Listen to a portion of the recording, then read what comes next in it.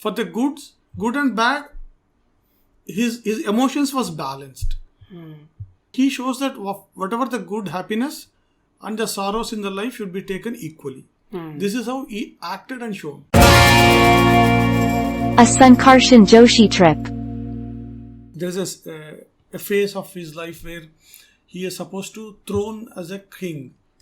So, Thrown out. throne. To throne means he used to take the Pattabhisheka as a king. See that the whole day people were so happy. Everything was arranged, and people have a festive mood. And Ram was also very happy that he's about to Become the king. And suddenly there is a phase comes where Kaikeyi talks about. Kaikeyi is Rama's stepmother, right? Kaikeyi is Rama's stepmother, and in the past, Dasharatha Kaikeyi saved Rama's father's life, and in return she asks, "I need Two boons. a boon." So Yeah, and because of the ill information, she recollect that boon, and she asked for Rama to go to forest. On the day where Rama was supposed to be the king, to take the crown. Kaikeyi takes the chance to use her boon, and she asks Rama's father to send Rama to forest. The context of saying this instance is how a person should have the control of senses, emotions. He was having a festive mood of getting into a throne or getting into a Pattabhisheka. Next moment he says that, yes, I will go to forest. Because his father has asked him to go. He want to keep his father's Respect. See, for the good and bad, his emotions was balanced. He shows that whatever the good happiness and the sorrows in the life should be taken equally. This is how he acted and shown. So when Kaikeyi asks Dasharatha that, it's a very layered story, right?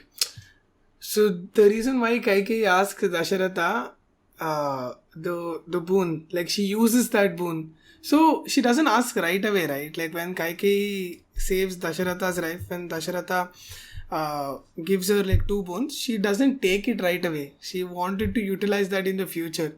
And she gets influenced by someone else, and she uses that boon to send Rama to forest.